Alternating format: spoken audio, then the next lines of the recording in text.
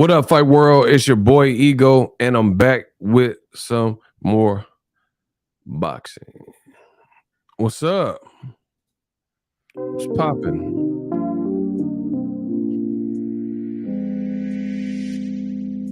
We back. I need my theme music. Sometimes when you're a superhero like myself, you need your theme music. Yeah, we're just gonna vibe for a minute. Smash the like button. Sit down. Grab your popcorn. And get ready.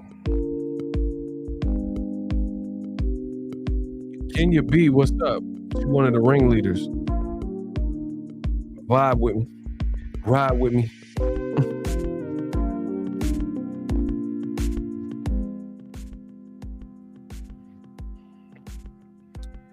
We have the Phoenix, the very first person in the chat. Appreciate you.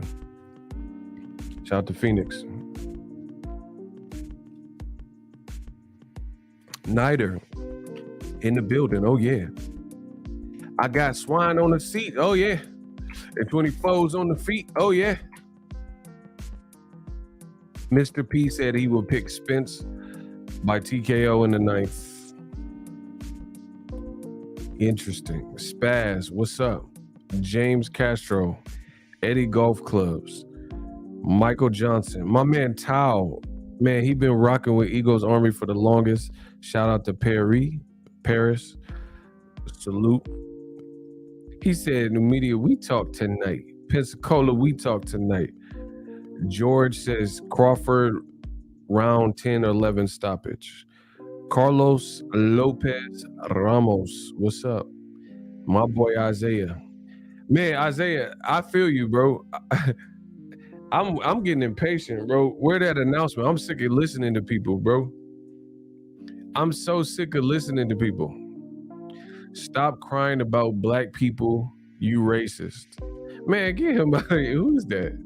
Bro, he said, let me read it. They want me to read these insults or whatever, so I'll read it. Listen, I don't duck or dodge nothing. Abby Santiago says, stay crying about black people, you racist. There's world boxers around the world that black fighters avoid. Check your ego. And if you care so much, fight and represent black fighters. Cheerleaders. Oh, that was cute. Block him. Get him out of here. Yeah, get him out of here. He gotta go. Listen, he gotta go. Oh, Nider, clap that boy. What happened to that boy?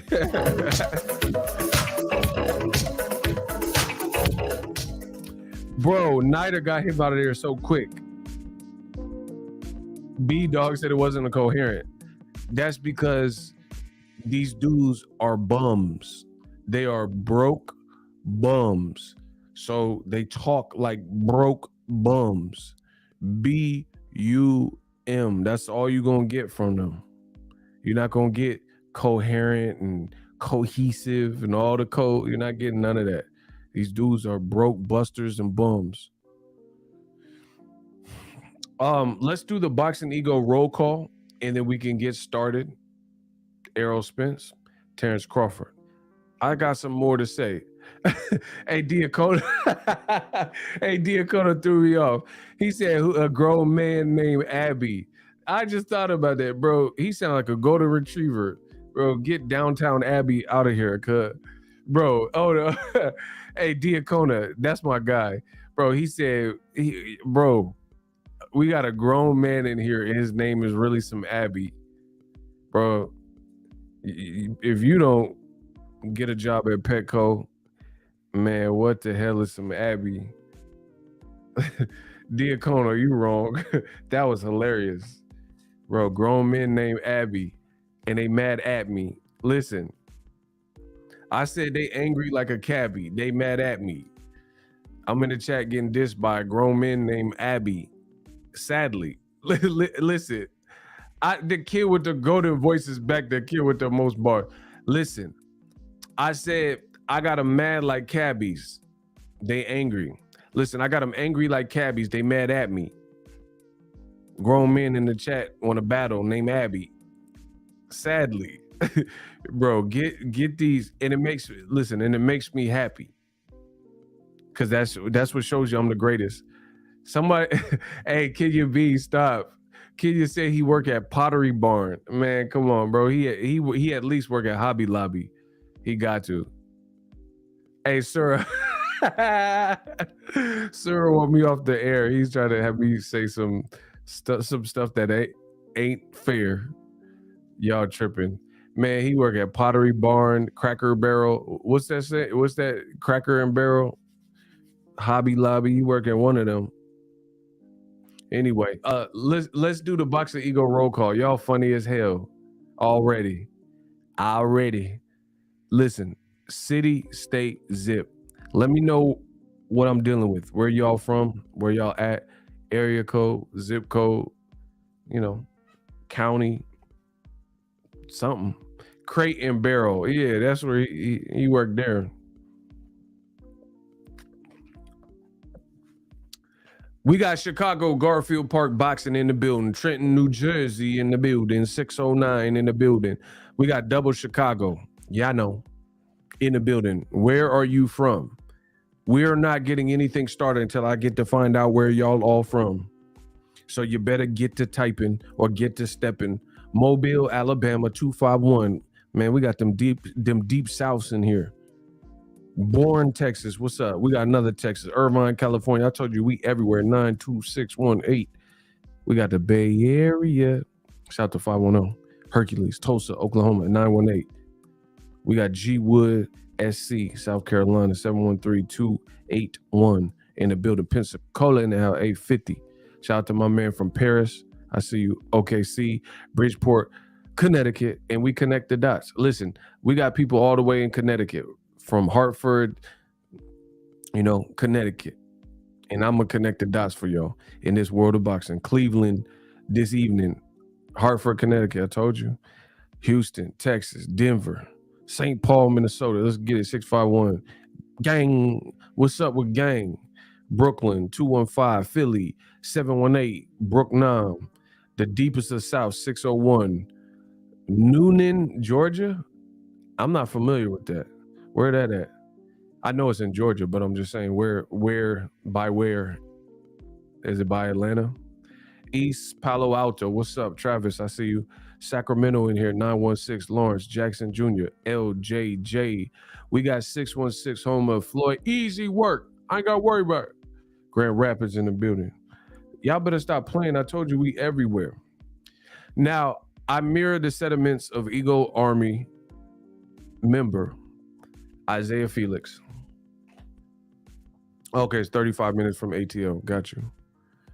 I like Atlanta, bro. Atlanta is cool. Nah, but Atlanta, they got a lot of business savvy people. They got them Transformers, bro. They got some Transformers out there, some Decepticons, but they got a lot of business savvy people out there too in ATL. I seen a dude in Atlanta. I think it was my first time being in Atlanta, and he was singing in front of the Chick-fil-A.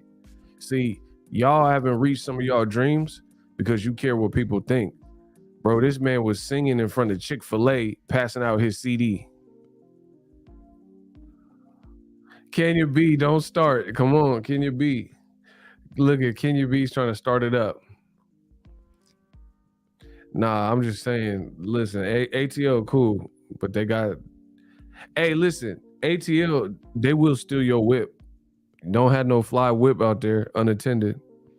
Bro, they stealing whips out in Atlanta.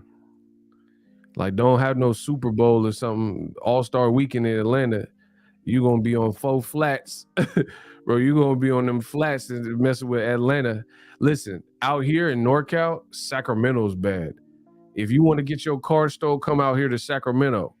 Death Row East, listen, if you want your car stolen, you want to get stolen, you want your car stolen, come out to Sacramento. Bro, Sac will get you.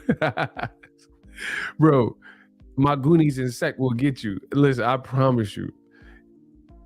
Bring your whip out in a sec. bro. Bring your whip out and sack and see what happens. You go see.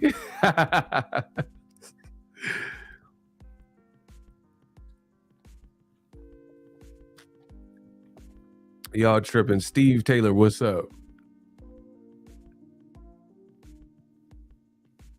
Yeah, I've been out to ATL. It's cool. Atlanta, you see celebrities there too.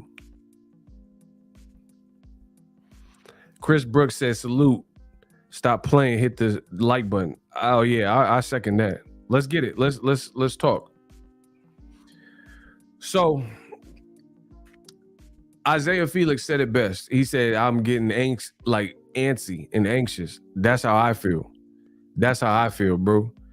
When is this Crawford Spence fight? Announce that. But I will say this. The good thing about the silence and the unknown and not hearing no updates, that's usually a good sign for business, because you look at I look at in life, I look at spectrums. Like, if there's good guys, then that means they're bad guys, right? If there's evil people, that means they're good people and humanitarians. You know what I'm saying? If there's selfish people, you got humanitarian. You see what I'm saying? So from my experience in this world of boxing, when you don't hear that's usually a good sign for the fight, the likelihood that the fight could happen. Because the opposite end of the spectrum would be Eddie Hearns. Eddie Hearn like to tell you about fights he hoped to make, fights he want to make, and then a month later he'd be like, oh yeah, we couldn't make that fight because habba. No, bro, ain't nobody trying to hear that. So I actually prefer how PBC does business, because they shut up and try to handle the business behind the scenes, and then they just announce some ish. You know, Top Rank for the most part do that too. You know what I mean? Like, the only person that's really does that like foresight thing is really Eddie Hearn. He the one that do it the most. You know what I mean? Where he's like, he talking about, oh, I want Dillian Whyte versus Deontay Wilder, and then none of these fights happen. But I am getting impatient, man. I do want to see this fight. And listen, a lot of the Bud buddies, y'all not gonna like this because y'all don't like when I keep it real. And that's fine. Don't watch me. Yeah, don't watch me. Because I'm going to say the same things over and over, because that's what I see. Errol Spence, if this fight happens, y'all owe him an apology. Y'all owe him an apology, because Bud buddies talk all this ish. They talk all this head about, pause, Errol Spence is ducking and Errol Spence da. If the man did exactly what he said he's going to do, and then the fight happens next, then what was the real problem? Huh? Then that means Errol wasn't the problem all along. You owe him an apology. Like, bro, okay, so if Ego say that Ego gonna do the Boxing Ego watch party, and then I actually started and I've been doing it ever since, and every step of the way you told me I wasn't going to do it, and then I did it, and I've been successfully doing it, then that means you owe me an apology, because you said I was not going to see it through. That's what's happening with Errol Spence. The Bud buddies and the Crawford apologists and stuff, they said that Errol Spence is cap.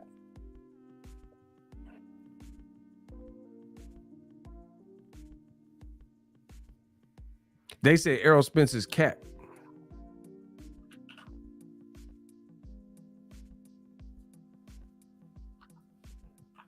So how you gonna come in and switch it up and switch the flow up?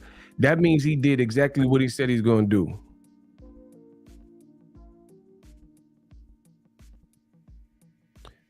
Hey, rat in the chat. RITC. We on full alert. My shooter's gonna find it. RITC. Rat in the chat. Watch how they work. Watch how the shooters work. Everybody put your alarms. We are on full alert. Put the alarm. Put a rat emoji. So my shooters. Whoo, Nighter.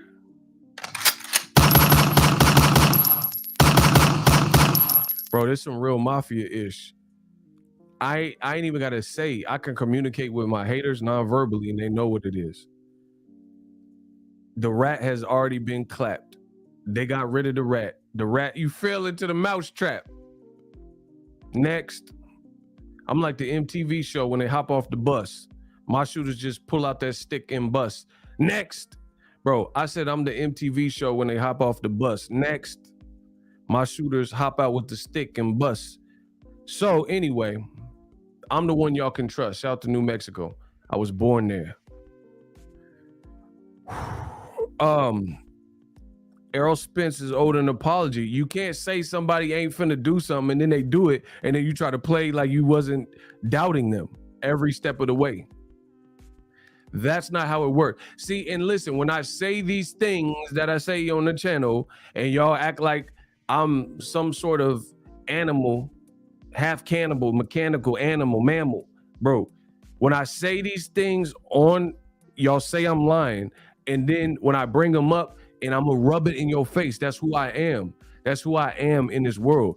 You tell me I can't do something, I'm going to do it. Like, unless it's something ridiculous. But if you say I can't achieve something, I can't get to something, and it's something that I really want and I'm passionate about, then I'm gonna do it just to see the reaction on your face. So when people listen, I take the shots early, and I always do on my channel. I stand for something. I say, this guy ain't pound for pound number one. The whole world of boxing is saying something else. And I'm on the front line giving you good people the boxing gospel. And I'm always on the front line taking the shots early, you know, staying out the way. And then when it's proven right, then people they get mad when I bring it up. No. The whole Spence Crawford situation, I told y'all what it was. Y'all told me that Spence was ducking. So if they fight, well, okay, so y'all told me, get my likes up. Y'all think it's a game, bro. Like salute. Y'all better stop playing with me, bro. Y'all told me Errol Spence was ducking. I said, I don't see it that way. I think Terence Crawford's decision-making, him re-signing with Top Rank and being with Bob Arum and being on a separate side of the street in the politics, have everything to do with why he's not fighting anybody on the PBC. That's what I said. So if they fight next,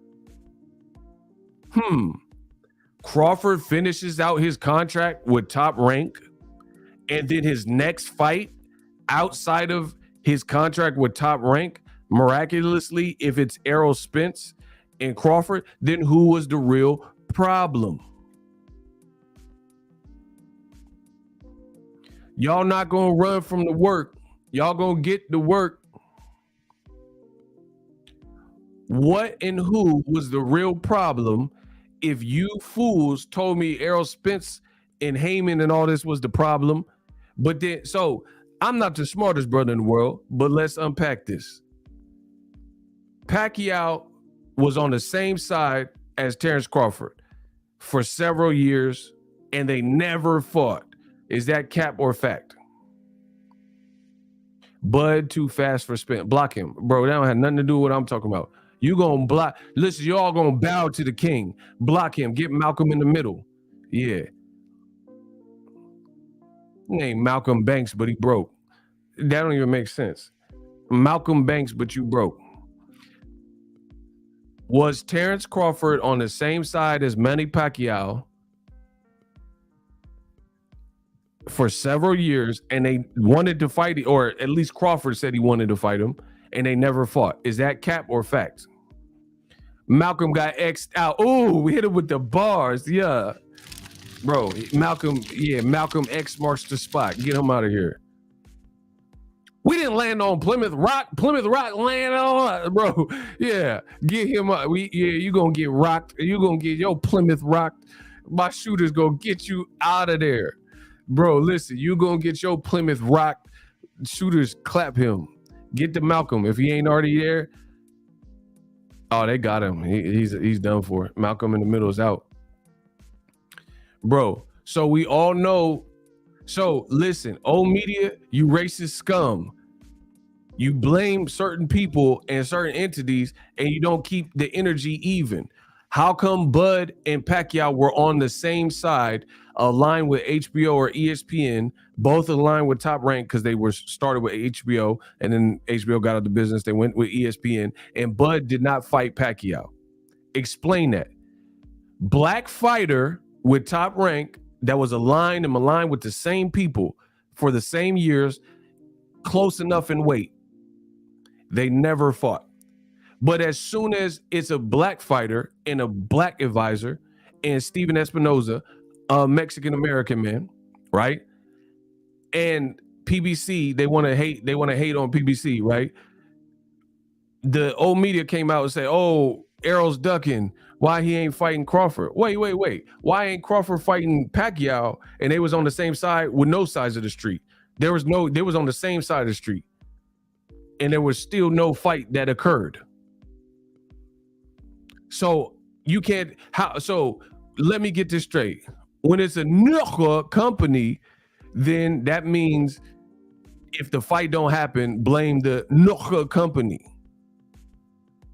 But then when you see Bob Arum, a Jewish man from New York that graduated from Harvard, and his company, and they got 2 stars, Crawford and Pacquiao, and they don't fight, then it's just they didn't fight, and nobody looks at it, nobody questions it. It is what it is.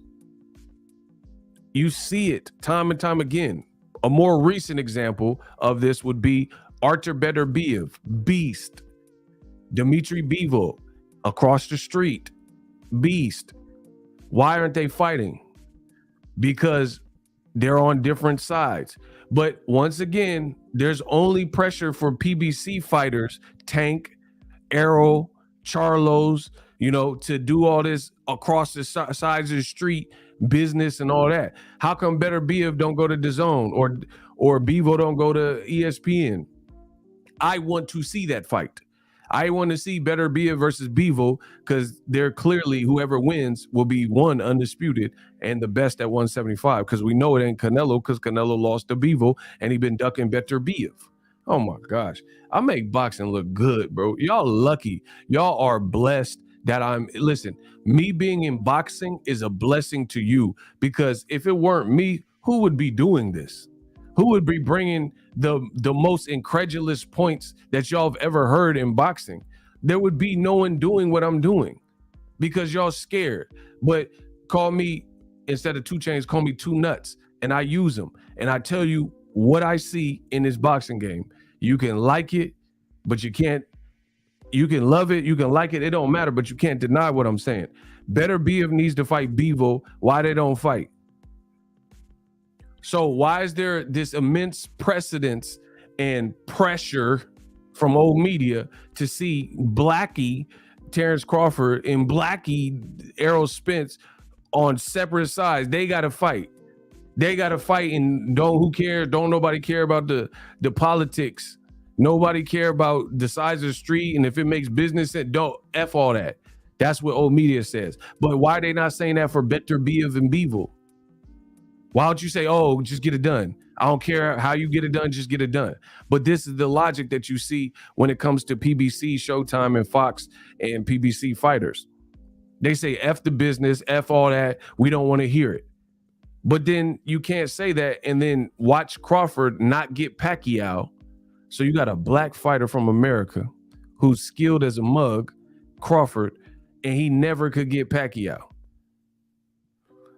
Pacquiao lead Top Rank. He lead Top Rank.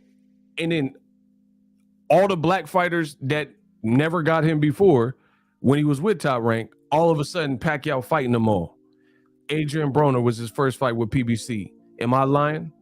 Ah, man, I'm about to fight Pacquiao. At the end of the day, AB ain't boo boy. Bro, was Pacquiao's first fight with PBC, Adrian Broner, a black American fighter? Is that cap or fact? Is that cap or fact? Bro, me in boxing is a blessing to all y'all. I'm blessing the game because I give out free gyms. Of course, we get donations. I ain't gonna front. We get a lot of support, but you get stuff free too. Bro, how did Broner, let me get this straight. Bro, there's nobody in boxing that can outthink me. I would destroy you. I would destroy everything you touch. There's nobody in boxing that can outthink me. I promise you that. And the moment we can do a decathlon or whatever, I'm a genius. There's just nobody. There's nobody that exists in boxing that's going to outthink me, because I forget more than some people remember. And I'm talking about modern boxing. I ain't talking about boxing from the 1900s and stuff like that, because I wasn't even born. I don't, you know what I'm saying? I'm not saying I'm the greatest boxing historian, but when it comes to this modern, they ain't nobody with me, man. Come on, bro. Because this is my generation of boxing, and I'm living it. So you can't tell me what I lived and what I don't. And I know I got a crazy memory. I know I'm sharp. I'm like a tack. I'm a thumbtack. You will get stuck to the wall. So Pacquiao's first fight with PBC was Broner. At the time, I don't need no Wikipedia, Encyclopedia Britannicas, and all that. My brain is mechanical. Don't need no Encyclopedia Britannica, Encyclopedia, Wikipedia. I don't need it. I don't need none of that. Broner had a fight with Adrian Granados, and that was a tough fight. I was at the fight. Some people argued if Broner even won the fight. Broner had a tough fight with Jesse Vargas. Some people argued if Broner won the fight. Broner had a fight with Mikey Garcia and lost that fight. I was at all these fights, right? And somehow, some way, Pacquiao left Top Rank and ESPN, and Broner was the first Pacquiao fight. And he was at a space of his career, I just told you. He was off questionable Granados fights and a draw with Jesse Vargas, close fights and losses to Mikey Garcia.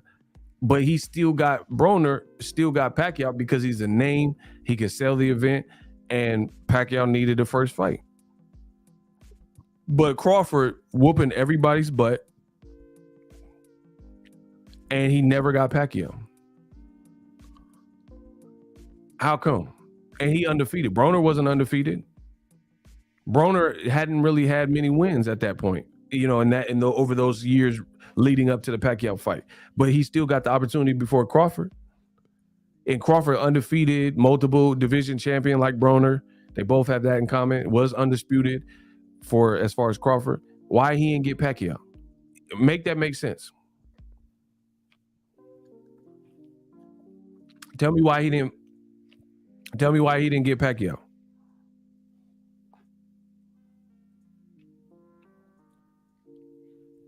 And then now people trying to act like size of the street don't matter. They obviously matter, because no other fights were getting and see, this is the point that a lot of y'all, before I tell you this, some of y'all probably haven't even put in this perspective. Size of the street, I'm not and for the record, I'm not even saying this is what I like, but there's a lot of things in this world that I don't like, but it's the case. I don't like school shootings, but the reality is it does occur. You see what I'm saying? So when I say stuff and I say these things, I'm not saying it from a perspective of this is what I want, but I'm a realist. So I tell you what happens in the world we live in. You see what I'm saying? I don't feign a perfect world when I know we don't live in a perfect world. I'm not gonna look through a set of rose-colored lenses and act like this stuff doesn't exist when I know it exists. So me saying it, I know a lot of idiots who have and lack comprehension skills. They're going to say it like I enjoy the politics of boxing. No. It's not that I enjoy the politics of boxing, but I'm a realist and I understand that politics of boxing occur and that's something that exists. You know what I'm saying? Like, if you're a parent, you wouldn't send your kid out and say, don't look both ways before crossing the street. You know why? Because you know people speed up and down residentials. That's a reality. So if you want to be the worst parent ever, you could tell your kid to just run and dart in front of the, across the street to go to their friend's house. But that wouldn't be a good parenting, would it? Because you know that people be drunk driving and people speeding and texting and driving. So that wouldn't be good. And that's kind of what I do here is like, I'm not saying this is what I like and what I prefer, but I do spit the actual factuals. Y'all go watch the clip of how Bud was looking after Spence beat the brakes off Ugas. Where is it? What clip? I don't know. because I know he wasn't at the fight. I don't know where it's at. So the reality is Bud's decision making is the reason why it's taken so long for this fight to manifest. It's that simple. B-Dog, I love it. It's the nature of the business and people want to ignore it. See, and that's what I'm saying. People get mad at me like I made the business. No. That's like getting mad at me for, or getting mad at the doctor for STDs. The doctor didn't create STDs. He just diagnosed it. You're not going to get mad at me for things that occur for pointing them out that they occur. Like people, when I talk about there's racism in boxing or race, they get mad at me like I'm the one that's doing that. I'm not doing that. You doing it more than me. You don't get mad at the doctor because you got an STD. That's your fault. You should have strapped up or did whatever, not slept with that person. Don't be mad at the doctor.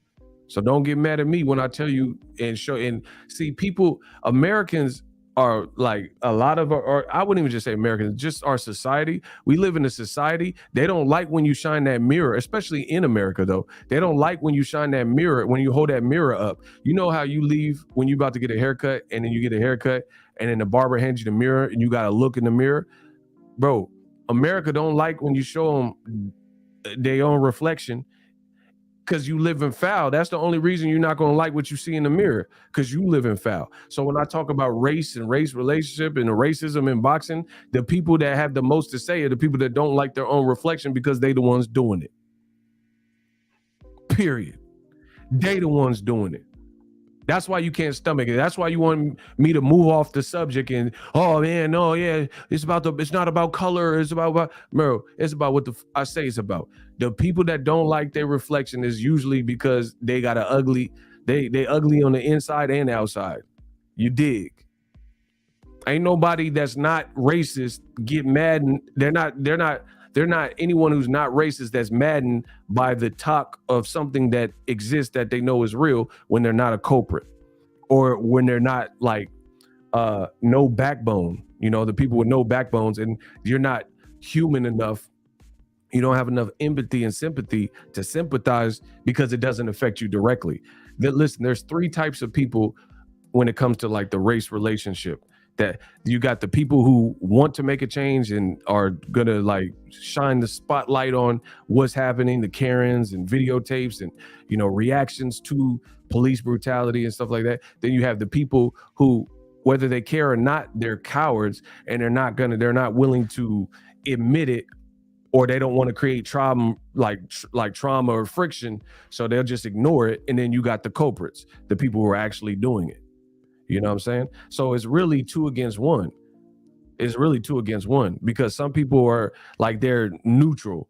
It's not affecting them, so they don't want to address it. Like when they see these garbage ESPN pound for pound lists, they know it's wrong, but they don't have enough heart. And they just want to keep, oh no, just let it go. No, you let it go. You see what I'm saying? And then the people that are the culprits be the ones that try to move you from your talking point or like get you to change the channel and station. No, it's not doing that, bro.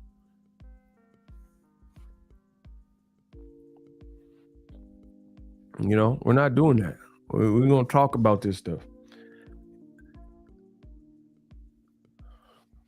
Terence Crawford, block him. Just the fact that you misspelled Terence Crawford's name and you're pretending to be him, yeah, you got to go. I'm not even going to read that. Bro, why would I even read? Bro, I don't care how many things you type, you getting blocked. Bro, we going to get you. It's not a problem. Told you. Can you be amazing? Bro, get these bums out of here. Y'all got to get the likes up.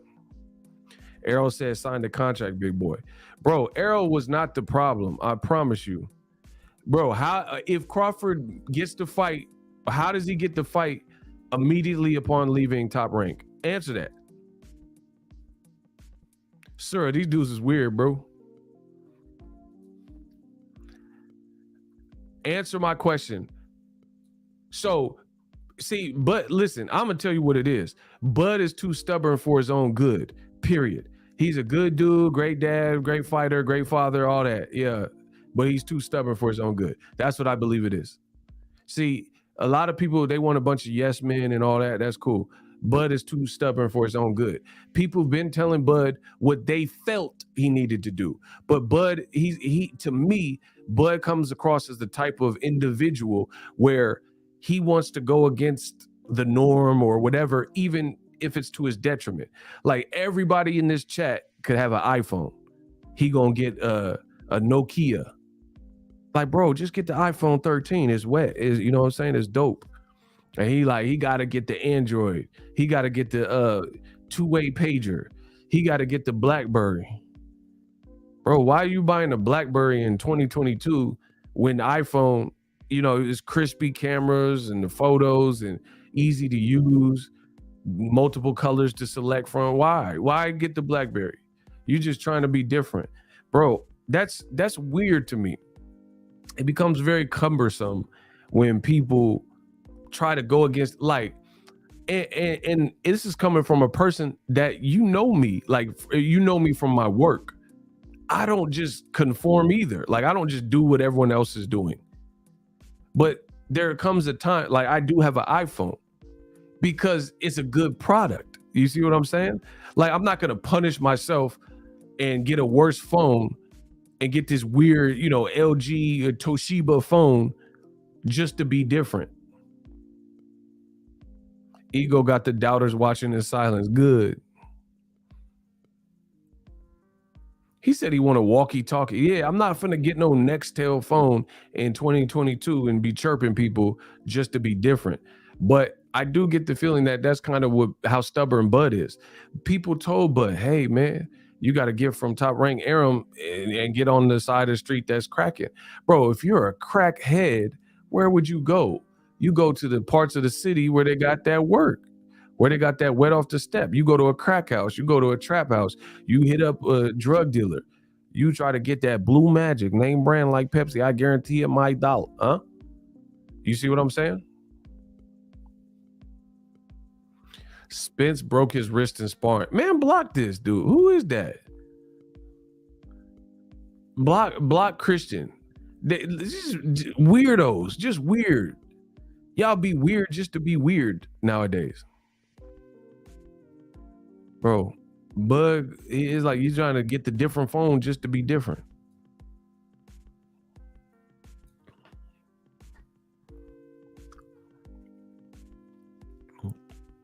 Like, it's crazy. If you're a crackhead, you go where the crack's at. Bud's the only person that is a top welterweight, but for years stayed in the organization where there weren't the top welterweights. Can I get an amen? Bro, listen, I'm the realest that's ever lived. Can I get an amen? If you're a crackhead, you go where the crack is at. You go to a trap house, a crack house, a drug dealer. Can I get an amen? Bud is the only top welterweight that decided to stay in an organization, in an entity that did not have top welterweights. Can I get a amen? Shout to Niter. Bro, that is foolish. That is stupid. And that's just what it is. Like, if I want to watch a movie, then I click on Netflix. If I don't have Netflix, I order Netflix. Or you go to Redbox. You go where the movies are at. If you want to watch a movie, you're going to queue up Netflix, Peacock, go to a Redbox. Back in the day, you go to a Blockbuster. But where you're not going to go if you want to watch a movie is to an IHOP. That's what Bud Crawford did. He want to watch him a movie. He go to IHOP. IHOP don't even have TVs. None of the IHOPs I've ever been to. So hop your ass over to the Redbox where the smoke is. It's that simple, bro.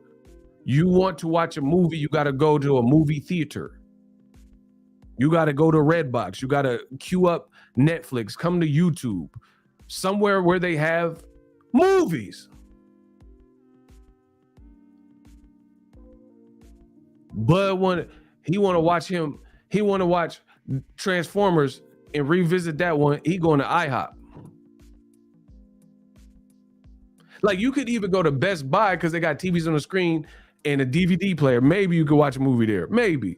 So that you have a better chance of watching a movie at Best Buy. Where you don't go is Joanne Fabrics. Why the you gonna go to Joanne Fabric to watch a goddamn movie? It makes no sense. It makes no sense. You're at Joanne Fabrics, you're at Michael's trying to watch a damn movie.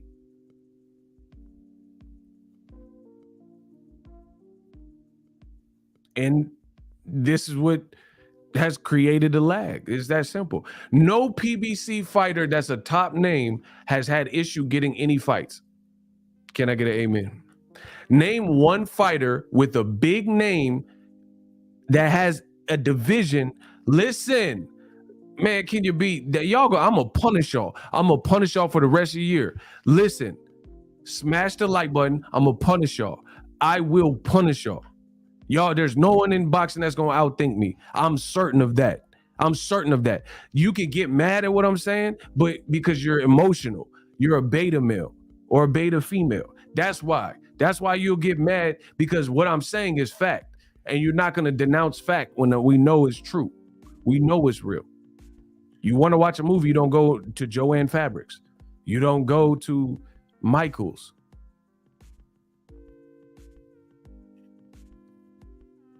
Bud stayed in a location that had no top welterweights for several, since, and then Pacquiao left, and then he was really screwed. And then don't tell me, oh, he's under contract. Guess what? So was Floyd Mayweather, and he bought himself out of his contract. These are the types of solutions that people were throwing at Bud. And then now, this the mother thanks we get. Hello. Now people are saying, oh, you hate Bud. Oh, you're a Bud hater. Oh, you're an Errol Spence groupie. It has nothing to do with that. People have been pulling for Bud for, listen, man, if I'm lying, I'm flying. I'm a bust y'all ass. I promise you, I'm gonna bust y'all ass with this one. Guess what? All the people that say, oh, you're an Errol Spence lover and you're an Errol Spence groupie, right? Watch this. Who's been a boxing fan for 10 plus years? 10 years or longer. No newbies. If you've been a boxing fan for 10 years or longer, say I or me or something.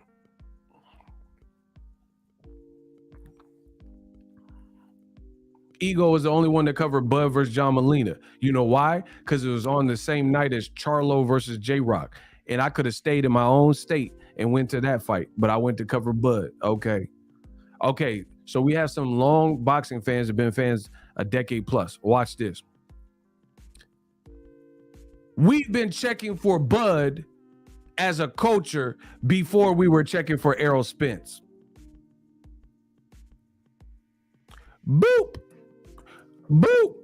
So all this other, that's why y'all could never phase me with these goofy, oh, you hate Bud and all that stuff. You could never phase me because I was checking for Bud well before I even knew who the Errol Spence was. We didn't even know Errol Spence like that unless you from Texas or you was in the amateur circuit. We didn't even know who he was like that. We were checking for Bud though. You know why? Because Bud was popping at least at the Gamboa fight. And even before that, for me, I was watching the Bradis Prescott fight. The Gamboa fight happened in 2014. We in 2022. That's close to a decade. We've been watching Bud. We've been backing Bud and celebrating Bud. Errol Spence wasn't even a champion until 2017. So what y'all talking about?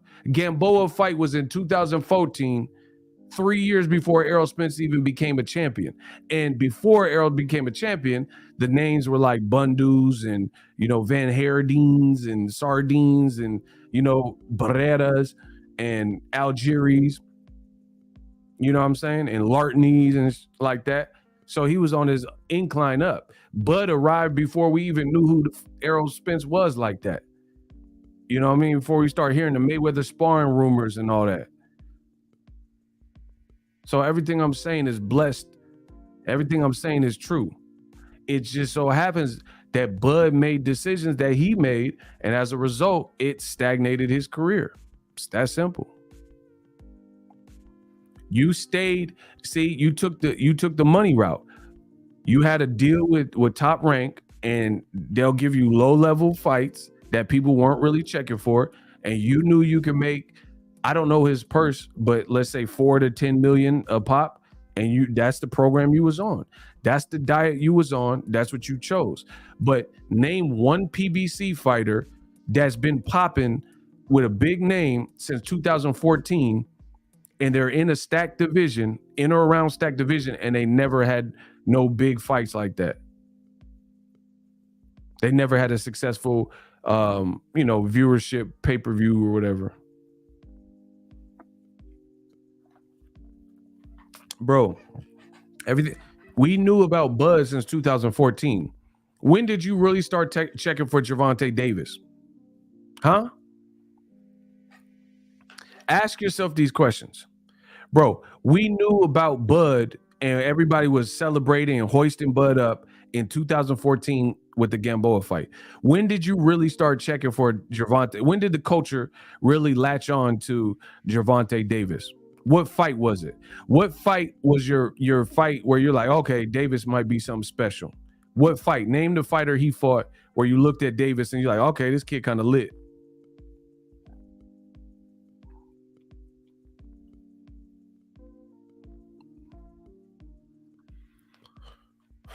Now I'm schooling y'all, whipping your ass on the business of boxing and how impactful it is to brand yourself. Shout out to Isaiah Felix. This man is a boxing god, just like myself. He said the Pedraza fight. That's the fight where Tank really broke out, the coming of age. Pedraza.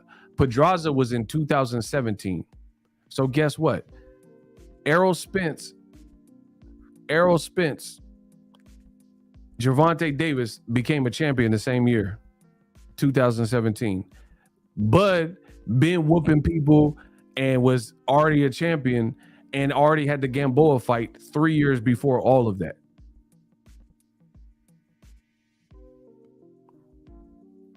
So also Deontay Wilder. I remember Wilder beat Stavern, but he didn't really blow up all the way because people kind of want to see him fight Joshua and stuff like that. But that year that he fought against Luis Ortiz, and then he fought in December against Tyson Fury, that was the year that really like Wilder started to skyrocket, right? That was like the year where like people respected this. I'm not saying me personally. I'm talking about like the consensus of boxing.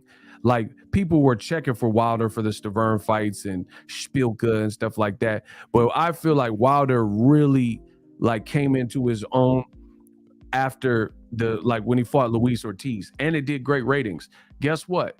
When Wilder, oh my God, y'all better get Wilder's new single from Tuscaloosa, Alabama. To this day, bro, listen. When Wilder had that credible, like crazy year, he fought Luis Ortiz in like March, and he fought Fury for the first time in December. That was 2018. So guess what? The moral of the story that I'm telling you is Bud had a jump start, a head start on every black fighter with PBC.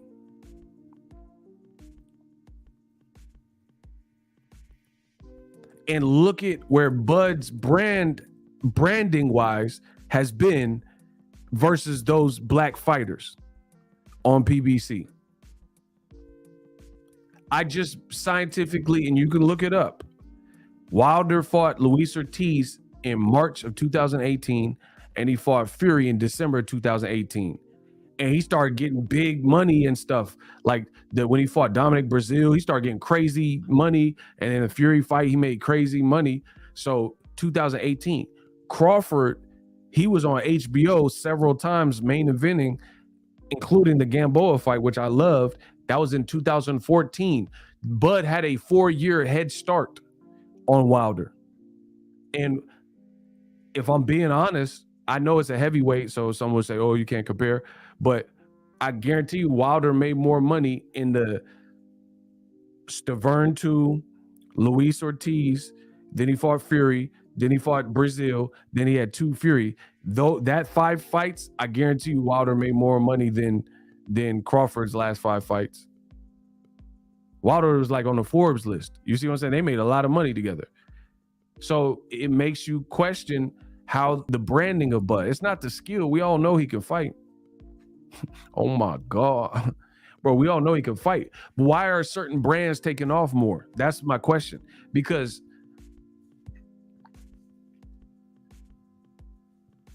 Tank Davis, at best, he was fighting Pedraza, and him and Errol became a champion that year of 2017. And then their brands just steadily been taking off. So what happened that was different for those black fighters with PBC?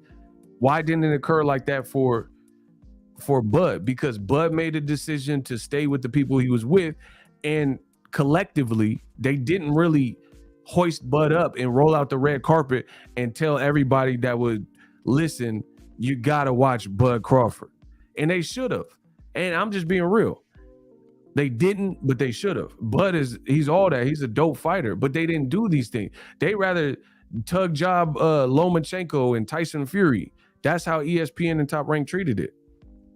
Now, if that is the case, all is not lost. You got to do the Adrian Broner route and make yourself hot.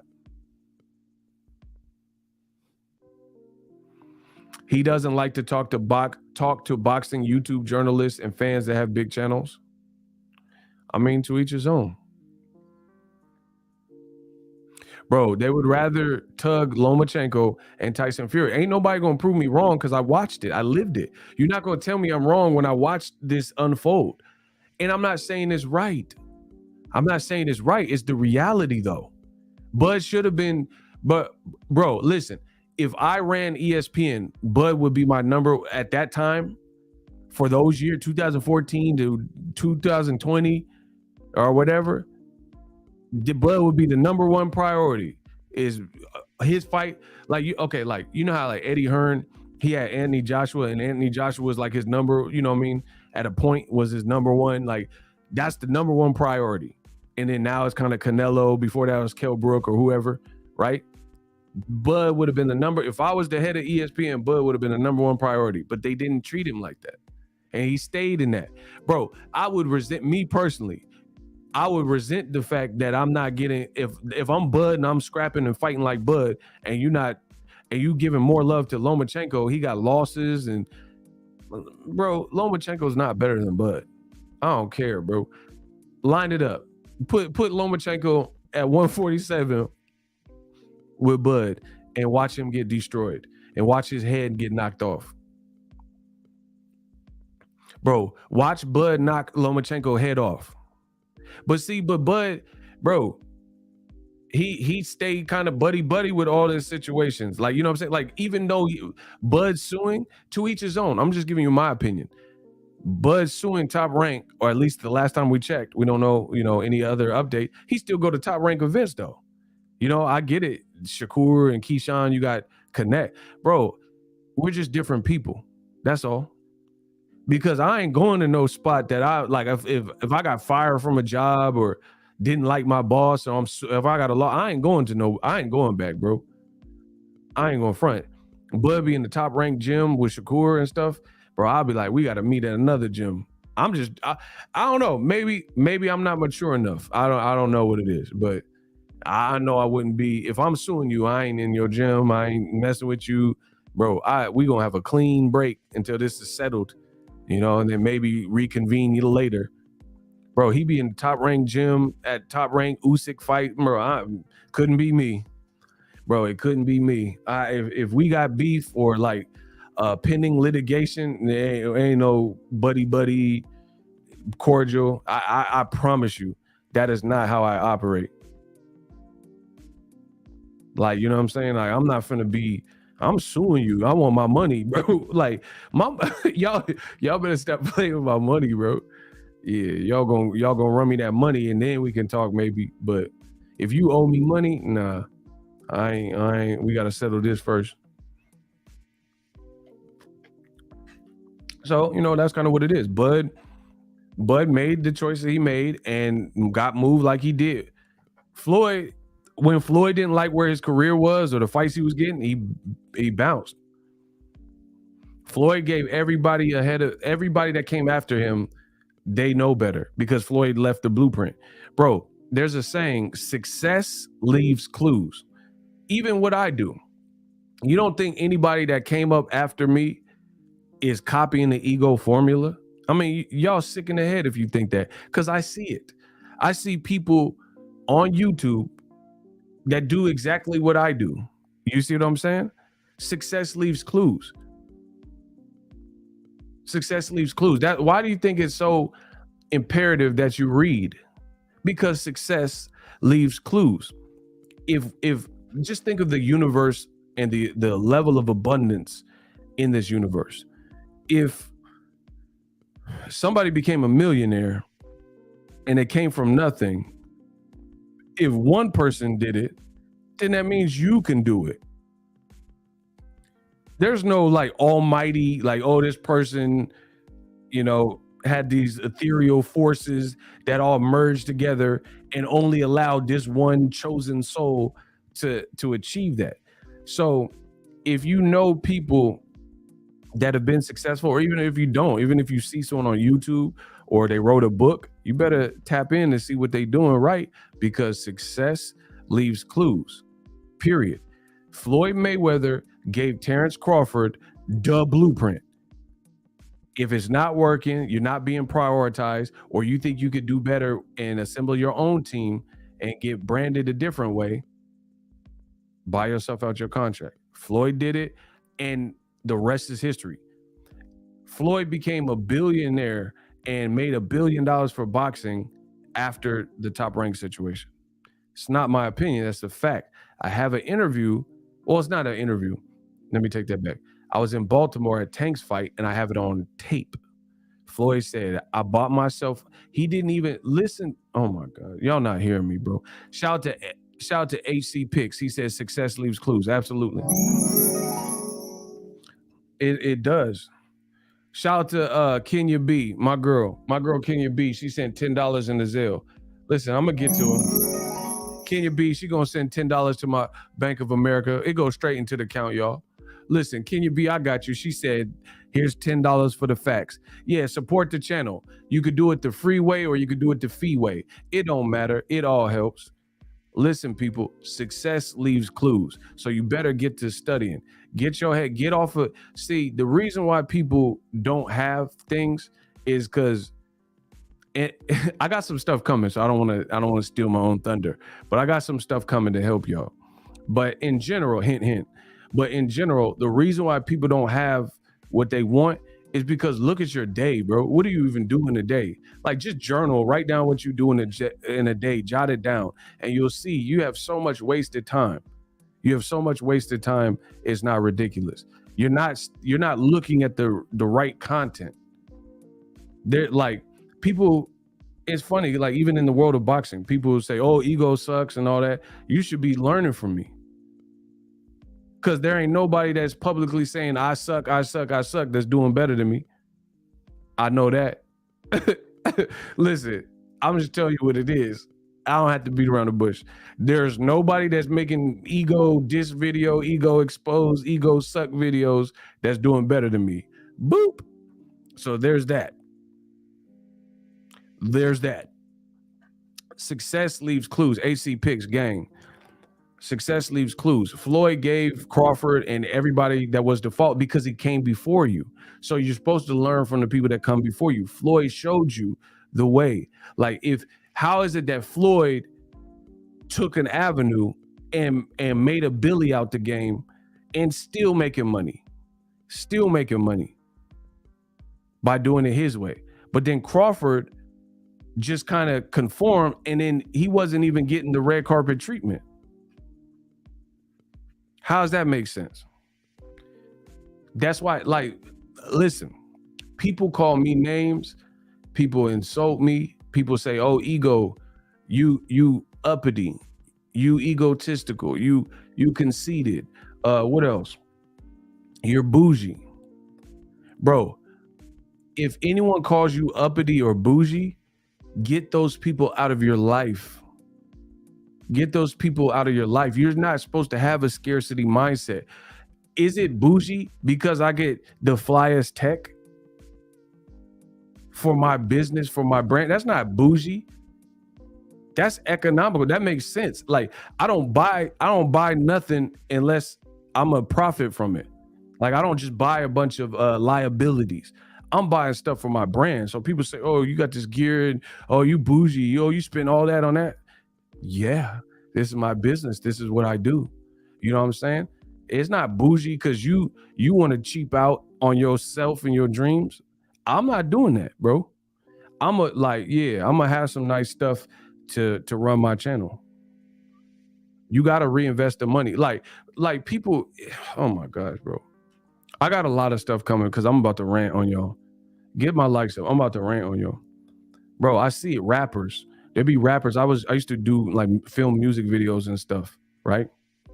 I used to film music videos and different videos, commercials, whatever, and promo videos. And there'd be rappers and they try to get me for the low. Hell no, bro. I spent years on my craft. I'm buying all this gear. You gonna pay, or we not working together. I don't do nothing for free. I've already done pro bono work to even be here. You see what I'm saying? Listen, there's not one brand deal that I don't get paid off of. Like the ESPN and all this. Bro, you got to look at it like this. Why would anyone invest in you and you won't even invest in you? Just think about that. So you're a rapper. You're not confident enough in your project to push it properly, to get scrounge up some money or get some investor, whatever you got to do to get a little bit of a budget and put together a nice flyer, a nice package, a nice, music video, or get a doper beat or whatever. If you don't want to invest in you, then why would a record label or whoever, consumers or whoever, want to invest in you? It's that simple.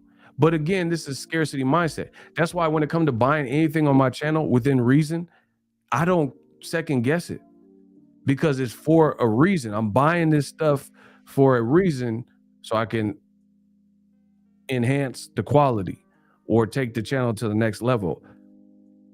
It's that simple. Bro, don't expect anyone to invest in you and you won't invest in you. And it's not even just monetary. It could be time. You don't even want to put the time in. You can't even diligently work on your craft at a specific time or for a specific amount of time per day. Why would anyone invest in you? That's why when people invest in me, it's never shocking. You should invest in me. You should all donate to me and invest in me, because what I'm going to do with it, what I continue to do with it. You see what I'm saying? There's never been anything that I've achieved in terms of success that I was shocked about. Why would I be shocked? I've been doing this since I was a kid. I've been working like this since I was a kid. Why would I be shocked by any of the results? I'm not shocked. This is expected. But it's not expected with some of you because you ain't put in the work. Why would you expect good things if you know in the bottom of your heart that you're not putting in the work? You're not putting in the time. You're not honing your skills. You're not perfecting your craft. I'm never shocked. If somebody could offer me $1 million right now, I wouldn't be shocked. You're supposed to offer me $1 million. If you see the brain, how my mind thinks and is just so ahead of the curve and stuff, you're supposed to do that. I've been working my whole life for these moments. You see what I'm saying? So it's all in due time. It shouldn't be a shock. It should be expected. And if your life is not like that, that's your fault. That's why everything, when you get a piece of good luck, you're shocked by it because you ain't putting in the work. But anyway, back to Crawford, bro. He could have made some different decisions. I firmly believe that. He could have made some different decisions. And if he did, he'd be in a different position. Like even Errol Spence. Look, Errol Spence took no for an answer. Or he wouldn't take no for an answer. Yeah, shout out to my dude Kenichi Bear. He on fire. Hey, cop the headphones, Hibernation 5s. He said, Ego dropped many points and showed me what to invest in and other future ventures. Man, y'all gotta diversify your game, because like people, it's so much I can say, but diversity is everything. I got a saying: diversity ain't hurting me. The more things that I'm involved in that are obviously successful, the better. Diversity ain't hurting me. So the more you diversify in smart endeavors and stuff like that, the better you'll be. Because, you know, what if YouTube blew up? Then what? If your whole structure is only indicative on YouTube ad revenue, then you're beholden to that. And if the advertisers pull out, like the apocalypse and stuff like that, then what do you do? Especially if you don't have no savings and no, you know what I'm saying? You don't have nothing. Come on, man. But that's why I'm so big on branding, bro. I'm so big on branding. Terence Crawford, he got all the skills in the world. He undefeated, you know what I mean? He's always in shape. He an animal. But the one gripe is the decision making and the stubbornness and the branding of Crawford. That's the only thing that I've ever kind of really said about it. You know what I mean? That maybe the Bud buddies disagree with, right? Errol Spence would not take no for an answer. He was down a similar road where he had to keep working his way up. Like, he was trying to call out Keith Thurman. He was calling out Pacquiao. He couldn't get none of them fights.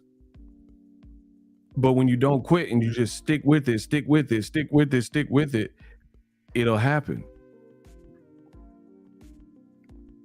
Hey, Ari, what's up? Shout out to my boy Ari. It's all that stick with itness. Errol Spence, he was like, he had to go through Bundus and Van Herdines and Algiers and guys he probably didn't even want to fight. He probably thought he was way ahead of that. You know what I'm saying? Like, oh, I want to fight Keith Thurman right now. He couldn't get it. To this day, he ain't got the Keith Thurman fight. But that's why you see him say now, tables turn. Because he just stuck with it, cornered Kell Brook. Kell Brook was talking all this ish, saying he was Jeff Lacey and all that, and he got stopped.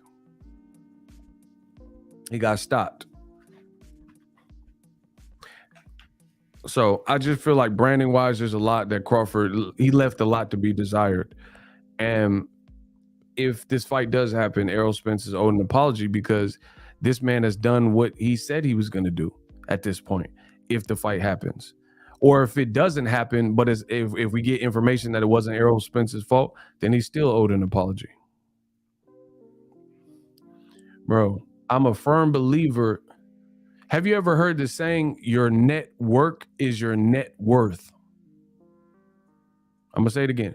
Your network is your net worth. That's why you're supposed to get with like-minded individuals who have a common interest. Like, how can my channel be successful if don't nobody want to watch boxing? If there are no boxing fans, I would be talking to a dead room in every video. It wouldn't work. So you get with like-minded individuals who have similar interests or commonalities. Crawford thought somehow I can become an A-side and somehow I can gain all the leverage being with Top Rank and ESPN, and they had no top welterweights for me. That doesn't make sense, bro. How are you going to ever become the A-side when your first fight was a title fight at welterweight and they don't have the opponents for you that would rise your product? You know what I'm saying? Your brand. How did this? That's what I'm saying. So that a lot of what Crawford was saying was unreasonable to me, because how can you surpass Errol Spence and you're not in a position to? You're not with other great welterweights that are your contemporaries that you could fight.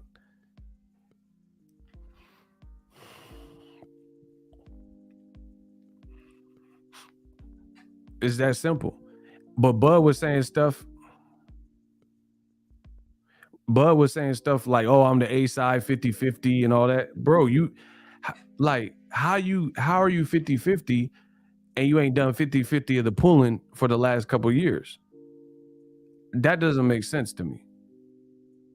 That's like, okay, I ain't been in no movies, and if they want to do Hobbs and Shaw 2, with The Rock, and I'm like, I want the same salary as him. It doesn't work like that, bro. Do you think they gonna give me match The Rock's salary? I'm gonna get what The Rock get, and he got like a history of movies that did whatever they did, and I don't. In business, it doesn't really work like that. Oh, match his salary. I want that too. I mean, it sounds nice.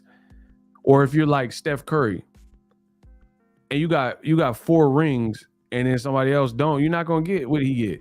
That's life.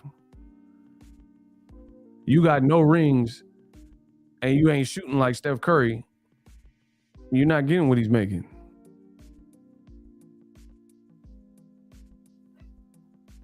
Does that make sense?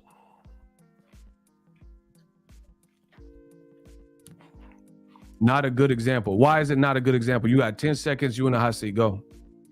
Why is that not a good example? You're a bum. Eric Richard, you got 10 seconds. Why is that not a good example? 10 seconds on the clock. Hot seat, y'all. You never know. Why is that not a good example? What doesn't make sense or correlate to this situation with Bud? Come on, Eric. Watch this, y'all. He said, expose Eric. Oh, I got him. Why is it not a good example? What don't you understand? Kenya, we got the hot seat for him. Get ready. Wrong analogy. Why does it not make sense? You just reiterating what you just said in a different way. Wrong analogy. Hey, no. Why? That doesn't answer why. You got 7 seconds. Bro, watch him. Shooters, strap up. Strap up. I said why. That doesn't answer why. See, I'm an adult. Y'all gonna talk to me like an adult. I ask a direct question, give me a direct answer. Don't give me nothing else. Why? That doesn't answer why. By saying wrong analogy. You just rehashed what you already said in the first response. 6 seconds. Yeah. See, this is why I can't do the hot seats. They're bums. Use 2 people that make sense. Block him.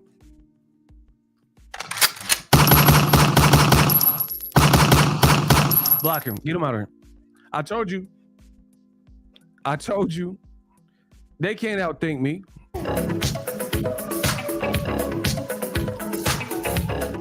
He a bum, as predicted. Like I said, you can dislike, but you can't disprove. Bro, Bud had opportunities to leave. He didn't. You stayed. Cool. Your decision. That's your decision. But now in doing that, you didn't give yourself the best fighting chance to get an equal split. Does that make sense? You want 50-50, but you ain't been doing 50% of the lifting.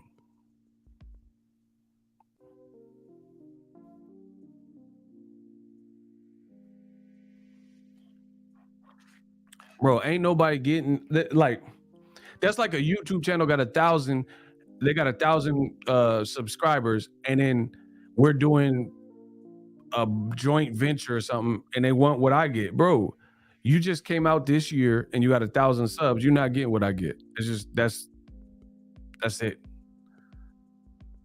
You can get something good, you can get something nice, but you're not getting what I get. How can we get the same thing? You ain't done what I done. Y'all live in fairy tale land. Y'all live in a fantasy land where business don't have to make sense. Like this is a Tim Burton movie. Y'all treat this like it's a Tim Burton movie. Like it's just a whimsical fantasy land where anything you say is just a reality. That's not the life, bro. If you speed, you might get a ticket if a cop see you. That's the world we live in. They have posted speed limits, and if you don't adhere to those, you'll get a ticket if a cop sees you and wants to write you one. We're like, no, he shouldn't get a ticket. Why shouldn't you get a ticket? You were speeding, and they have posted speed limit. You know what I'm saying? Like, oh, he shouldn't because he was late to work. Okay, you should have left earlier then. Y'all can't work your way out of this one, man.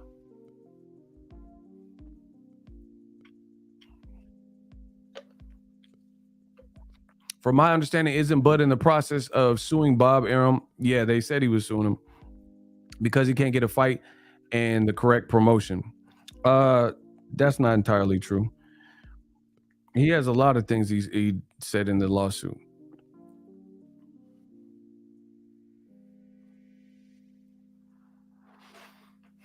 So, like I said, I hope the fight happens. I don't care what they make personally on a personal tip, but from what it's worth, from my statement, it's not. Errol's the A side. Period. Guy with 3 belts, guy with 1 belt, A side. Boom. Make it simple. Listen, military acronym, KISS. Keep it simple, stupid. It's that simple. We don't have to overcomplicate these things, make them more complex than they need to be. 3 belts by fighting legit champions and taking them from legit champions. Bigger gates, better pay-per-view number. Boom, A side. You see how easy that is? And the Bud Buddies get so mad and name call and you know what I'm saying? Hooting and hollering and screaming, finger pointing, calling you a hater, all this stuff off of a fact.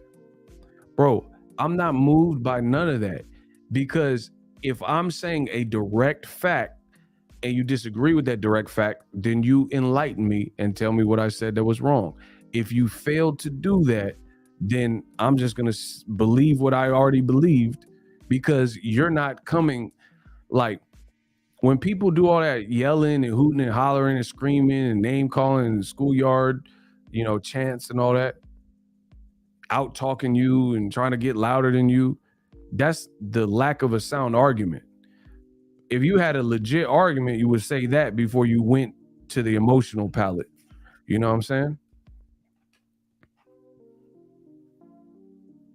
But the reality is, the Bud Buddies know the stuff that I'm saying is true, whether they like it or not. So, they lash out. Oh, you hate him. Ain't nobody hate this man. There's no reason to hate either guy. You live in a fantasy world and you're in denial.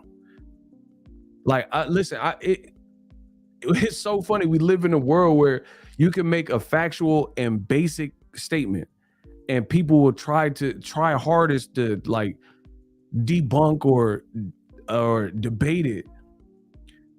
Errol Spence is the A side over Terence Crawford, period.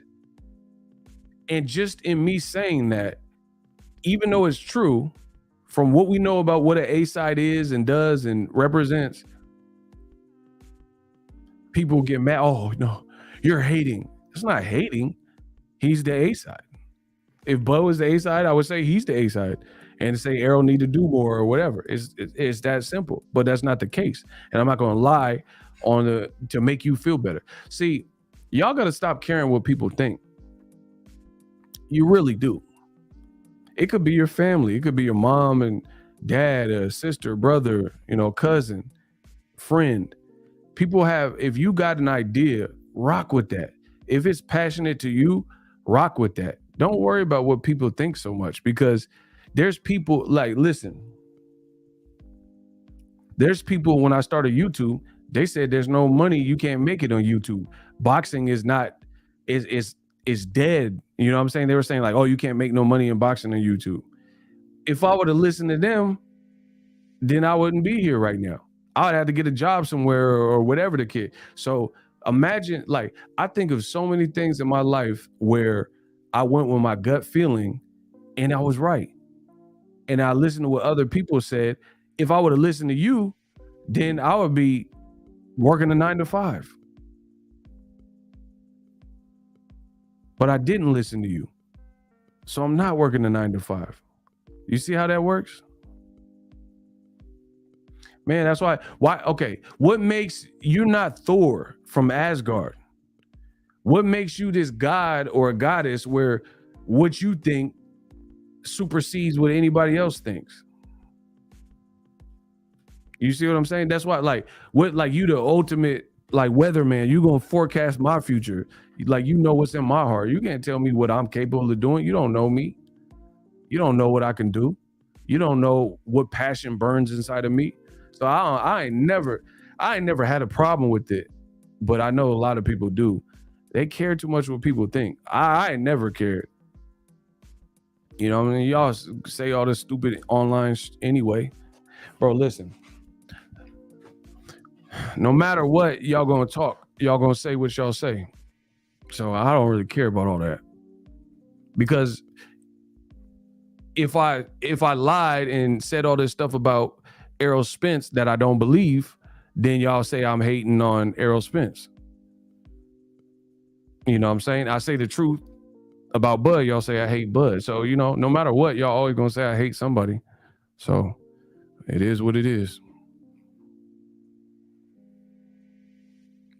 Jeremiah, what's up? He said, I tell my wife the same thing. Yeah, bro, you can't really care what people think, especially in our society, because it's so an opinion is more accessible than any other time in history. You see what I'm saying? Like back in the day, they had like telegraphs and Pony Express. To get like the sediments or a message from somebody, you might have to throw it in an ocean or a bottle or, you know, on like Pony Express or something. Now you can get a million opinions just by posting a picture. So opinions become more and more accessible with the emergence of social media and the internet and Wi-Fi. So that's even more reason to go with your own instinct and what matters to you, because everybody has an opinion. And then if you try to live and die by other people's opinion, you'll get nowhere. Like right now, I could post like video, like let's say a t-shirt, and I'm like, hey, what t-shirt should I make? And then some people are gonna vote for the black one, some people go vote for the white one. There's one that's a tie-dye. Some people. So if I listen and listen to the opinions of everybody, then I'll get nowhere. Because one person said get the black shirt, one person said get the white shirt. Some people say go shirtless. You know, Lil Nas X saying go shirtless, and somebody said get the tie-dye shirt. Where do I really get? This is too many opinions. So cut all that out and go with what's in your heart. Boom. You do it. You make it hot. And that's what I do. I'm the trendsetter. Anyway, I got some more content coming soon. Please check that on the channel. Subscribe. Hopefully we get an announcement with this Crawford Errol Spence. It's been very quiet, which is good. It's been very quiet though. Shout out to Kenya B. Ryan Garcia will get a sleeve. Bro, y'all tripping. Y'all tripping. Hey, somebody said Canelo said that Ryan can't beat Tank. Hold on. Canelo a fool, bro. That's hilarious. Bro, Canelo savage.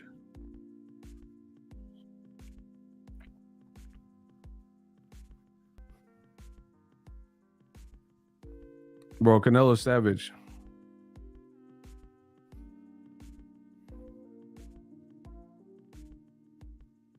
D Moten, what's up?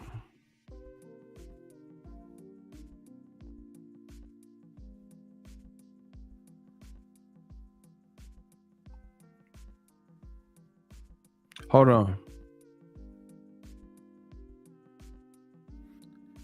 Did anybody see that?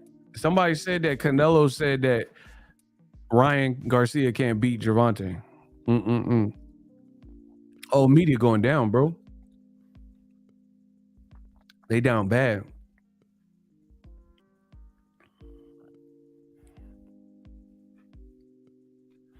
They down bad.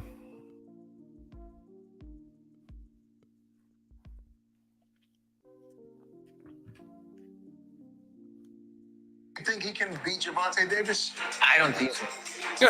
Hey, bro. Not yet, or just Hey, Canelo, hold on. Hey, payday. Hey, get the fuck out of here. Get the fuck out of here. Payday. You like payday. I know that. Bro, hey, Canelo a fool, bro. Listen. You think he can beat Gervonta Davis? I don't think so. I don't really think But so. not yet, or Not just yet. Not yet. If he put his mind in boxing and try to learn and everything, he can do a lot of things. He have talent. There you go. He have talent. You think he can beat Gervonta Davis? Hey, bro. Hey, media, y'all down bad. You got, bro. He said he can't beat him. He said he got to put his mind to some things. Hey, Canelo, you a fool, bro. That's funny, bro. Payday. You want pay, bro? He said it's over, bro. It's over for old media. He cooked Ryan. He said he can't beat him, bro. That I know that has to hurt the Chupapi Muñeños and old media. That has to hurt. Hearing from your Lord and Savior Nello that he don't even have faith, and he said Tank. He again reiterated that Tank is one of his favorite fighters. Man, bro. Payday. Ryan knocked out, bro. He said Ryan get knocked out. See, knockout. You want, bro? You want knock? Yes. And y'all be saying I'm lying. Ain't that something? Bro, I got to be the greatest that's ever lived. Listen to what I say, and then people don't want to listen. I say this stuff in real time. Y'all say I'm lying, and then after me, you always hear professional fighters, former fighters, current champion, former trainers and all that say exactly what I've been telling you. Like that Kovalev fight, I said it was FAF and Kovalev was washed, and then for the Bevo fight, then people start, oh yeah, Kovalev was at the end of it. Nah, I've been telling you that. I told you Ryan can't beat Gervonta Davis. Now Canelo's saying it. Now do you believe me? Bro, Oscar De La Hoya lying, him and them utensils is lying, all that. He don't want that. They want to clout chase. Bro, we live in a time of the clout lords. Bro, clout lords unite. Clout chasers anonymous. This is the oldest trick in the book. We got a fight that people aren't necessarily checking for. So as a result, let's clout lords unite and let's clout chase somebody who's uber popping and try to make their name synonymous. So every time you click in Ryan Garcia versus Fortuna, it say nothing about Fortuna, and it says Ryan Garcia say he gonna knock out Tank. Ryan versus Gervonta. Ryan and Tank Davis. They want to flood, but Golden Boy is not giving you Ryan versus Gervonta. They're giving you Ryan versus Fortuna a year late because Ryan had too much anxiety. Bro, so much cap in the sport of boxing. Clout Chasers Anonymous is a sickness. Promoters are getting to a point where they can't do and produce the fights that they want to produce for whatever reason. So they just clout chase it and hope, like, bro, them days is over. Them days died with Mayweather Pacquiao. Over. Because at least Mayweather Pacquiao, they were both actual stars in their own independent right. Pacquiao alone was doing 800, 1 million homes by himself.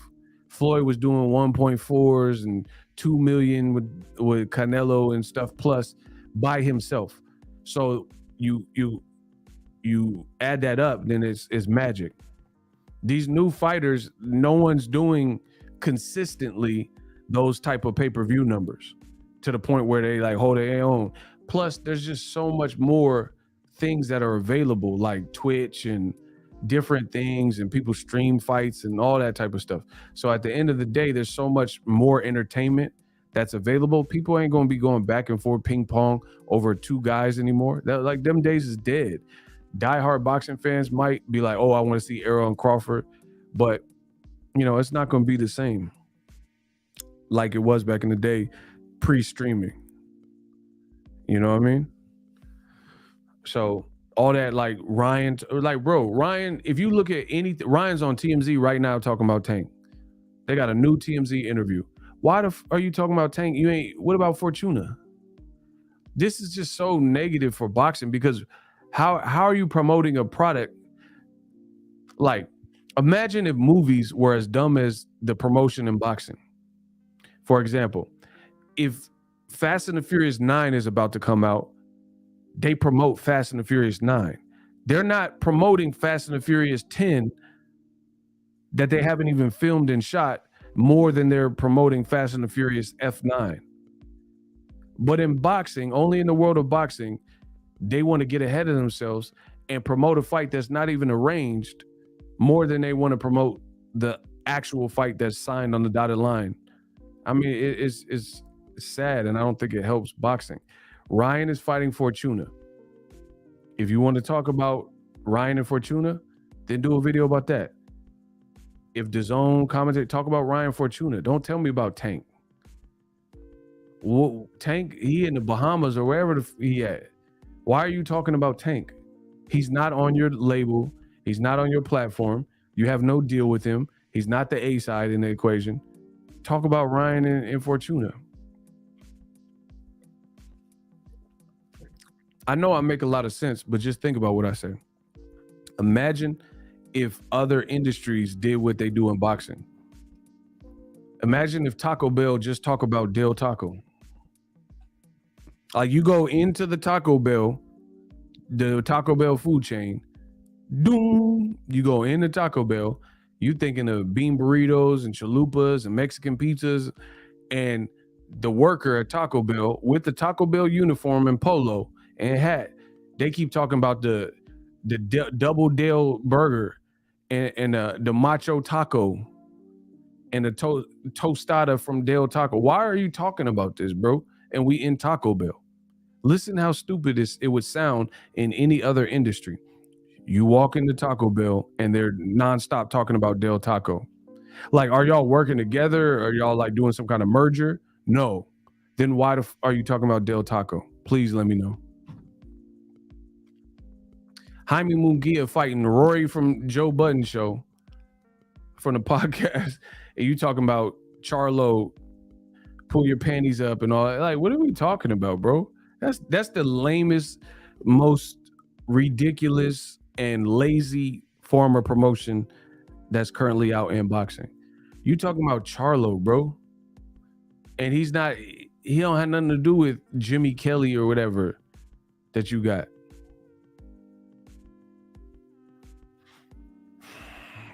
Why did Eddie have Canelo and Triple G face off at Yankee Stadium?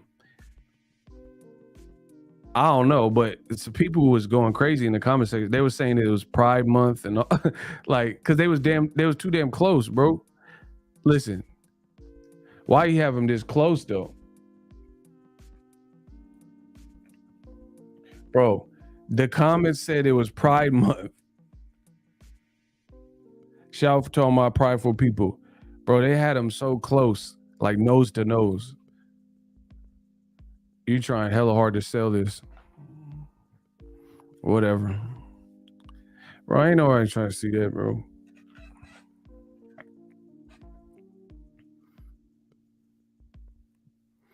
Bro, they trying so hard, and then Canelo trying to make it like it's some real beef. He's like, oh, he just keep talking about me. Bro, what did Golovkin say about you? I ain't even seen Golovkin. Bro, Canelo keeps saying, oh, he's not a nice person. He a fake person. He keep talking about me. What has anyone heard Triple G say anything about Canelo recently? Like the whole Murata thing. I didn't hear him say nothing about Canelo. He capping. Cap Canelo Alvarez, bro. He said he won't stop talking about me. What did he say? I haven't even barely seen Triple G, bro. He fought at like 2 a.m. in Japan. Yeah, it's good. That's Max. Yeah, it's posh. Yeah, scary spots. Posh spots. Spots girls. Bro, what? Triple G ain't said about Canelo. You trying hella hard. It's WWE. Bro, Eddie Hearn just keep bringing WWE to America. Yeah, just get in his face a bit. Yeah, mate, you just egg him on. Like, bro, what? Oh, yeah, it's Max, it's fine. Bro, this is cap. I'm talking about Triple G nonstop talking about what? What did he say? I ain't heard nothing. Yeah, no, guys, Max is us. Zaga. Bro, what is he talking? I don't even know what Triple B just be saying. Like, he just be talking. He just be wandering off in them interviews. He just say whatever. Yeah, big league guys, max bubble gum, bubble yum, zaga. Like, bro, what are you talking about, bro? Bro, you ask Triple G anything, he just trail off. Hey, what do you think about Steve Rowe? Oh, yeah, guys. Black and white printer, Epson printer. It's an Epson. I'm like, bro, what? What are you talking about, bro? Epson printer. Like, what? Xerox was that. Yeah, it's always like an epic struggle when Triple G. Yeah. Like he in the middle of an exorcism. Pass. I'm got Tourette's and shit. Yeah, PH's dead. PH's balance that. Diploma. Bro, what? Did you graduate? Like, what are you talking about, bro? You can't, you don't never stick to. What do you think about what Canelo said? Yeah, guys, Freddie Gibbs, yeah. Ha. What? iPhone like Cyclone.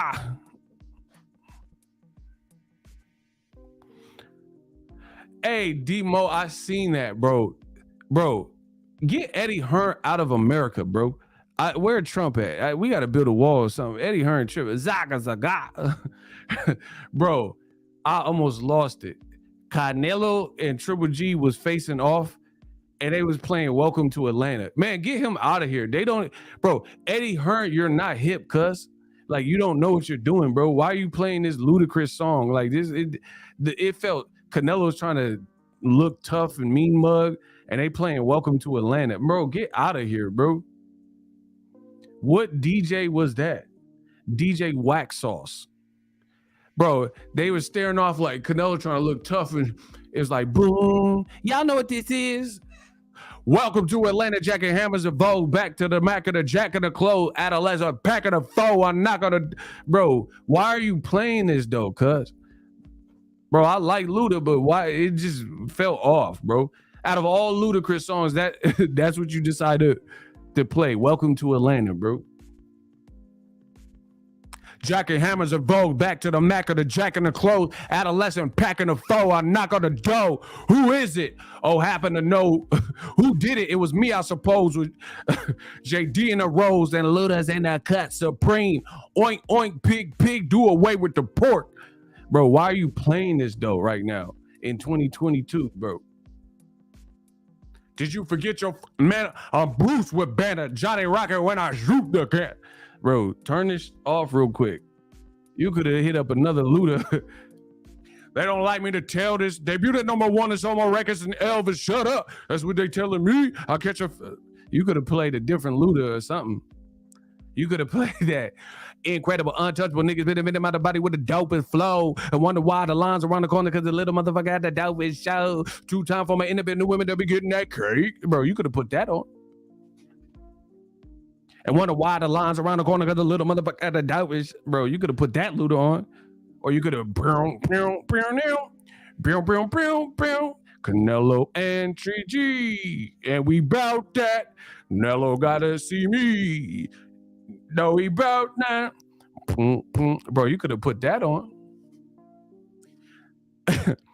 What in the world is in that bag? What you got in that bag? A couple of cans of whip ass. You did a good ass job of just eyeing me, spying. You could have put that on.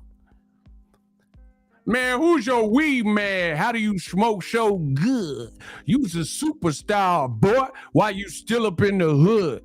What in the world is in that bag? What you got in that bag? A couple of cans of whip ass. You did a good ass job of just Bro, you could have put that on.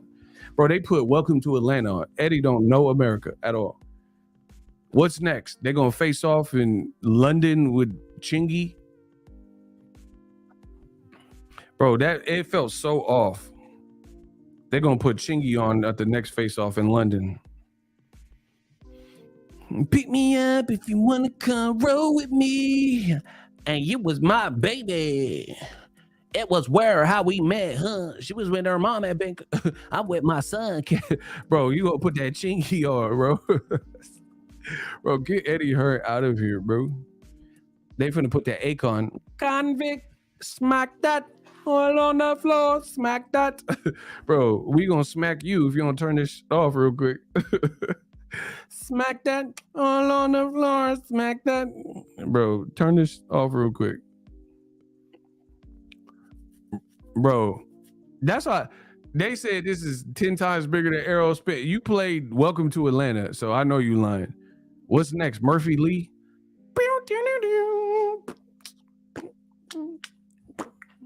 What the hook gonna be? They you finna they finna play Murphy Lee and Nelly. I said a fish don't fry in the kitchen. Beans don't burn on the grill. It took a hole. Shit right here. They finna play that Nelly and Murphy Lee. I said a pig don't fry in the kitchen. Beans don't burn on the grill. A batter up. Bro. Ooh. They finna play that hot shit. I'm going down, baby. Up street in a Range Rover. Cock ready to let it go. Shimmy, shimmy, cocoa puff. Bro, get Eddie out of America, bro, with that shimmy, shimmy, cocoa puff. Hey, bro, Diacona on fire. He said they gonna play Jaquan. Everybody in the club getting tipsy. Everybody in the club getting tipsy. I said a fish don't fry in the kitchen. Bro, they gonna play that old Nelly. If you wanna go take a ride, me free willing and skins at the Benzie. Oh, why do I did? Hey, must be the money. Bro, they gonna play that Nelly. Bro, get Eddie out of here. You don't even, your DJ don't even know what to, bro, you doing a 90s party? Shaba. Bro, you playing old jams and stuff, bro. Get him out of here. That was the worst face-off, just because they didn't feel right.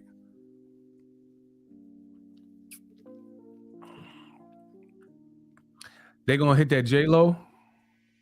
That man said waiting for tonight. It must be the air that got me like that. If I get any fatter than the rule, go have to get at her. In all situations won't matter. I come to make you smile in the freakiest manner. J to the L-O, hello. No, I'm not Lee Harvey Oswald. I'm the rule that they gonna play that Ja Rule at the next face-off, courtesy of Eddie Hurd. Bro, get him out of here with this Ja Rule, bro. What do I do? Everybody living it up. Is it what I do? Bro, they gonna play that Ja Rule. Hey, I ain't gonna front. That used to bang a little bit. What do I do?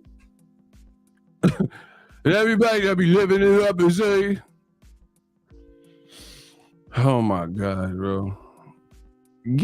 I'm so disappointed with Canelo Triple G.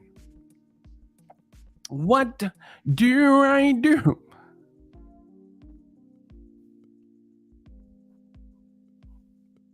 Like Ja Rule though, Vidi Vici though. All right.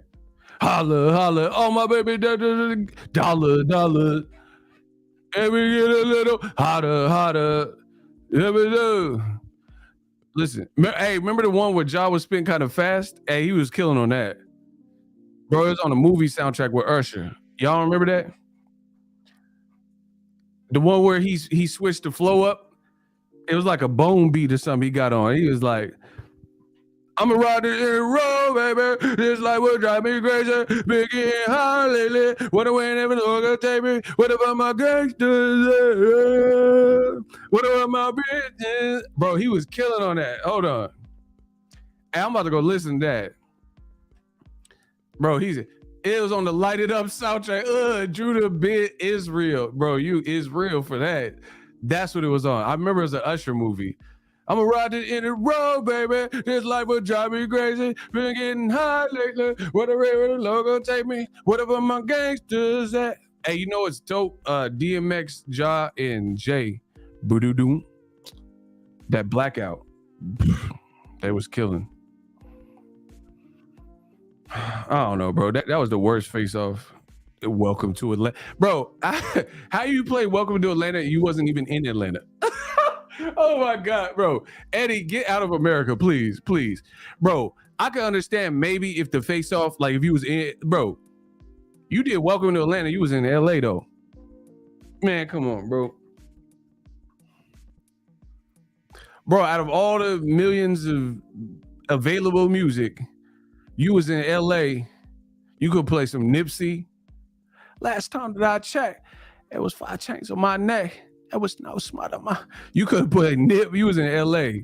You played Welcome to Atlanta, and you wasn't in Atlanta. They're gonna play Nelly and Fat Joe. Hey, y'all gotta stop, bro.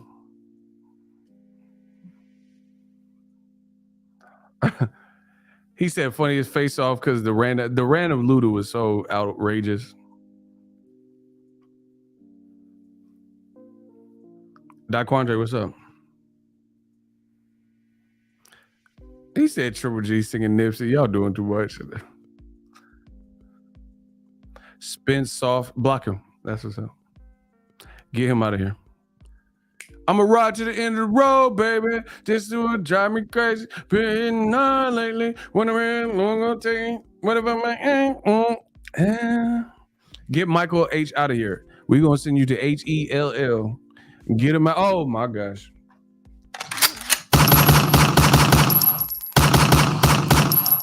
Peanut butter jelly, peanut butter jelly, peanut butter jelly with a soda on the side. You should have played that at the Canelo Triple G. Peanut butter jelly, peanut butter jelly, peanut butter jelly with a soda on the side. Bro, you should have played that since you want to play weird songs that don't really match our fucking face off. Can I get a with Jay-Z? How you just gonna leave a meal off the song?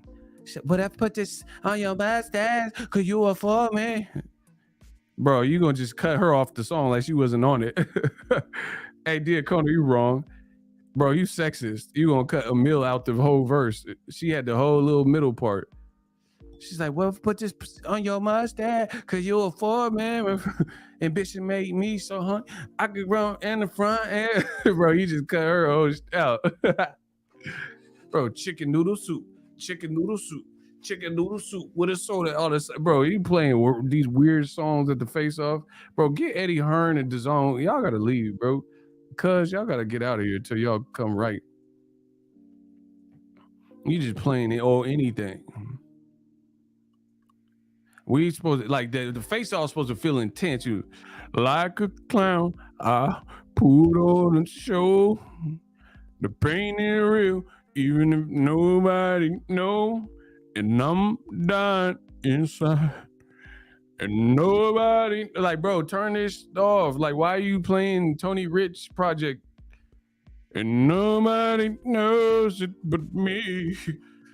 Like, bro, this is not getting me in the mood to see this 40-year-old Golovkin fight. You trying to ruin all the vibes.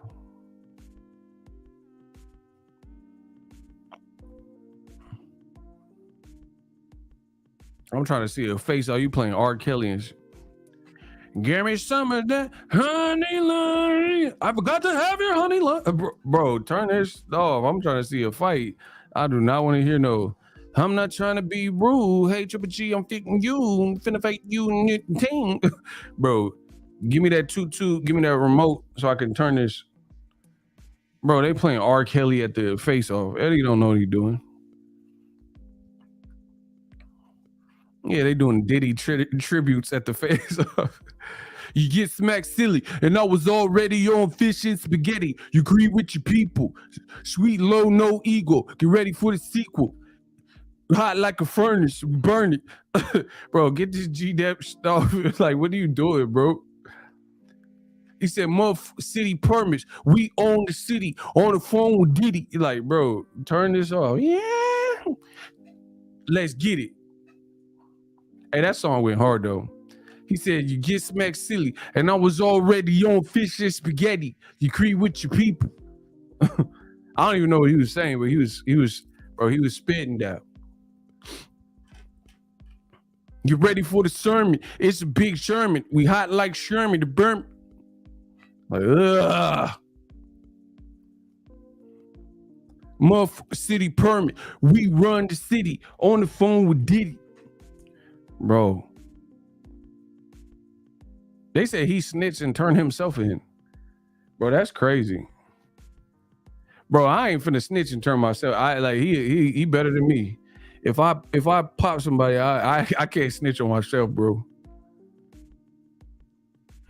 Like, hell no. Bro, he told on himself.